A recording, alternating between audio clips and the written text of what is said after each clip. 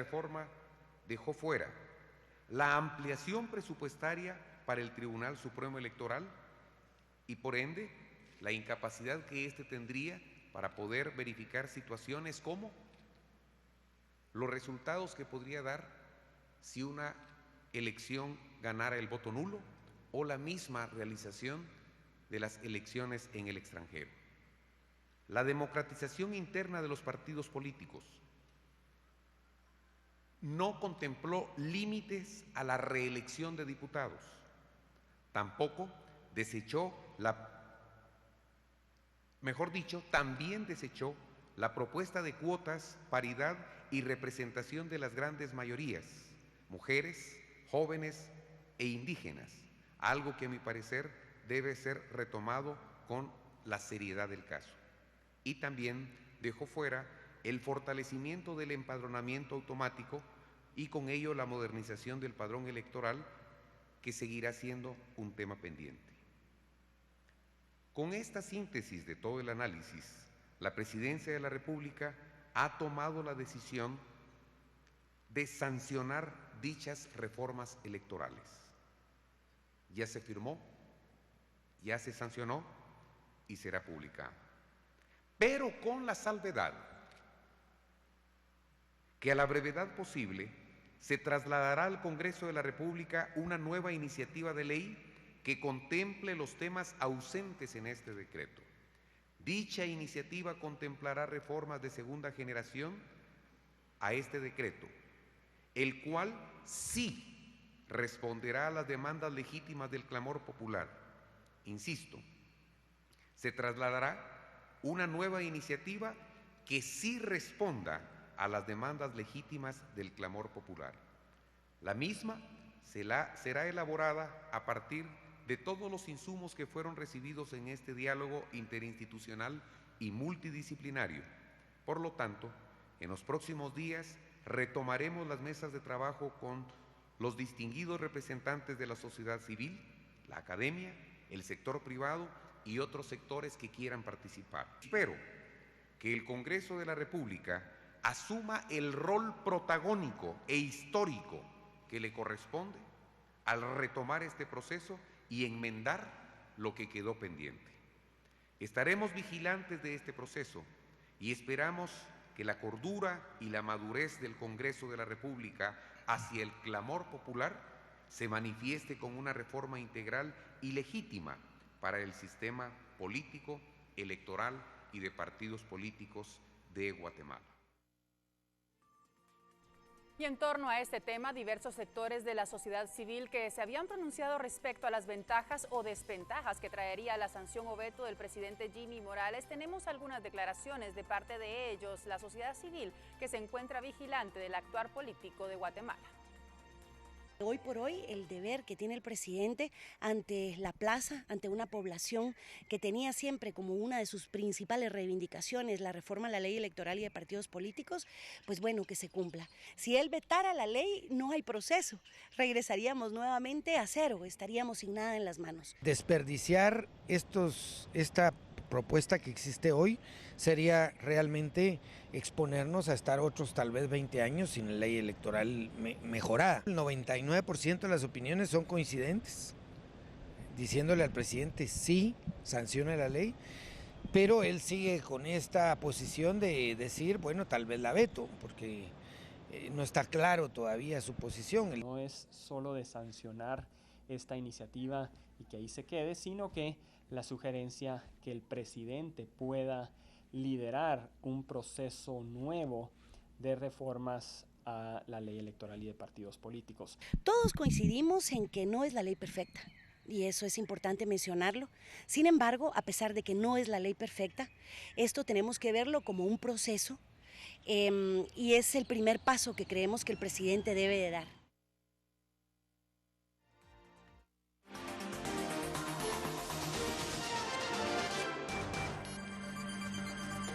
Bueno, el presidente se ha comprometido, por supuesto, a cambios de segunda generación, que el Congreso de la República deberá retomar, por supuesto, muchas de las peticiones ciudadanas en relación a diversos temas. Omar Barrios, un paso importante el que se da, por supuesto, al darle ya vía libre a esta reforma electoral de partidos políticos, pero como el propio presidente dice, hay todavía muchos temas pendientes. ¿Qué nos puede decir al respecto de la lectura que podemos hacer? Buen día.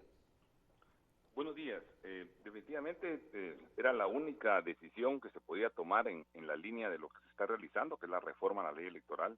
Era muy complicado haber vetado la ley, aún así el Congreso hubiera hecho uso de su primacía legislativa, pero el presidente tiene todo el derecho, hay que tener presente que el presidente tiene todo el derecho a poder vetar. Lo que pasa es que estamos hablando de que momentos políticos distintos de los que se vivieron hace un año, de los que impulsaron esa reforma y de los que están viviendo ahora.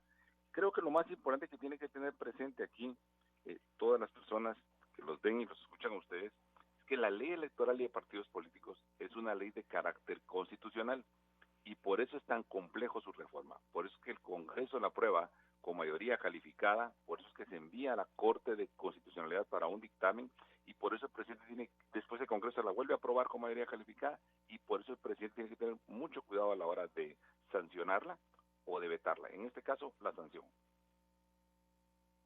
Hay puntos pendientes, las reacciones han sido diversas, sobre todo en los sectores sociales, pero ¿cómo se acomoda esto al actual sistema, Omar, en relación a lo que se viene discutiendo de hace varios procesos electorales? Podríamos explicarlo porcentualmente.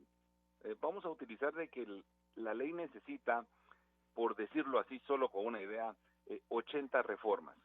De esas 80 reformas que necesita, el Congreso aprobó 60 reformas, de las cuales algunas no iban muy bien.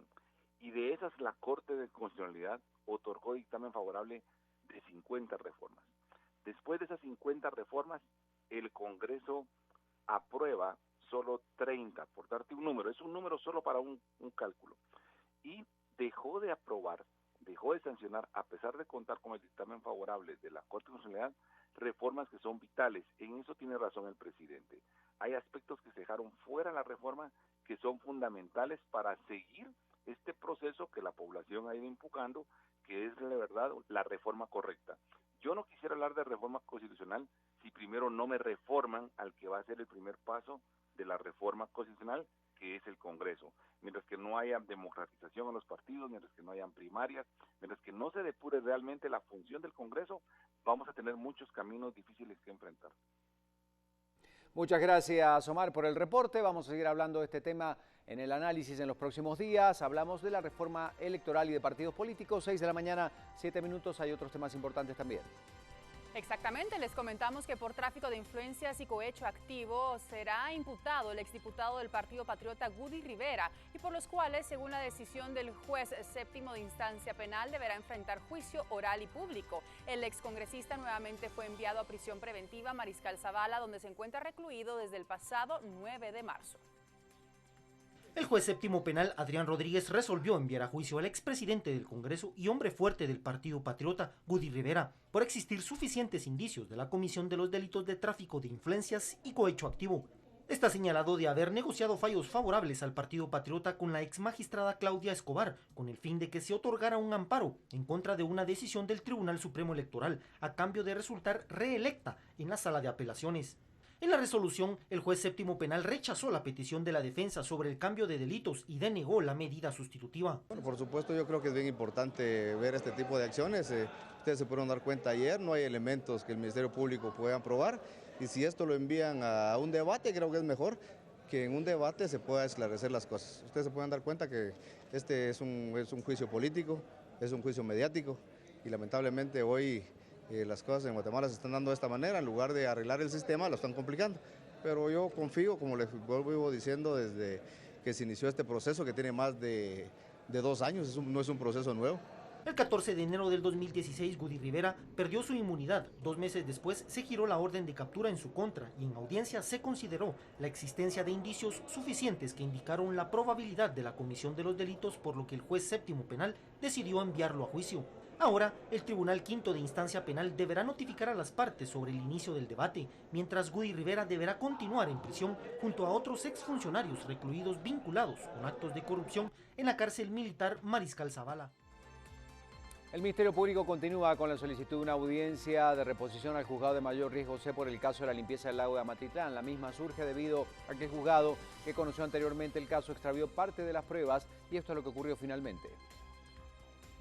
En el caso de la limpieza del lago de Amatitlán, el Ministerio Público solicitó una audiencia de reposición al juzgado de mayor riesgo C a cargo de Víctor Hugo Herrera Ríos, porque el juzgado de Villanueva que conoció anteriormente el caso extravió parte de las pruebas.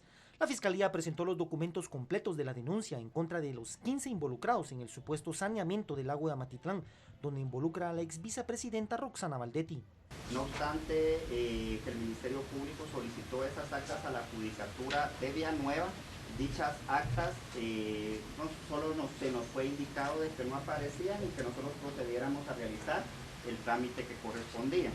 Y teniendo en cuenta lo que estipulan esas disposiciones legales, señor juez, en este momento pongo a la vista las copias de las actas con las cuales el Ministerio Público cuenta, solicitando que para resolver esta incidencia presentada por la Fiscalía se requiera el informe a la Judicatura de Villanueva, tal como lo he indicado, y para los propósitos correspondientes, señor juez. Esa es mi petición. Según el MP, los documentos extraviados corresponden a las actas de allanamientos efectuados y los documentos secuestrados en el caso. Destaca el extravío o pérdida de estos expedientes, por lo que el fiscal solicitó al juez Herrera Ríos que se requiera el informe y que se responsabilice por el extravío de los documentos. En el desarrollo de la diligencia, los defensores argumentaron una actividad procesal defectuosa, aduciendo que el MP perdió el expediente. Posterior a ello, se efectuó una diligencia de reconocimiento de grafía para 2 involucradas en el caso, porque aseguraron que las firmas en los documentos no le correspondían. Los litigantes también solicitaron una audiencia para revisión de las medidas de coerción, mientras el juez resolvió fijar en 5 días para que las partes conozcan el expediente y se pronuncien al respecto. Y ahora hablamos del caso TCQ, pues Ninette Montenegro, diputada del partido Encuentro por Guatemala, ha indicado que amplió la denuncia penal en contra de quienes tuvieron a su cargo la dirección de la Procuraduría General de la Nación, incluida María Eugenia Villagrán, por su involucramiento en este caso. Escuchemos parte de las declaraciones. Por inconsistencias sistemáticas encontradas en los oficios de la Procuraduría General de la Nación y lo planteado bajo juramento en las citaciones al Congreso, la bancada de Encuentro por Guatemala ampliará la denuncia penal en contra de María Eugenia Villagrán, pues considera que tiene responsabilidad en el caso TCQ. Todo pareciera que es salir campeante a pesar de los errores y tener un respaldo jurídico.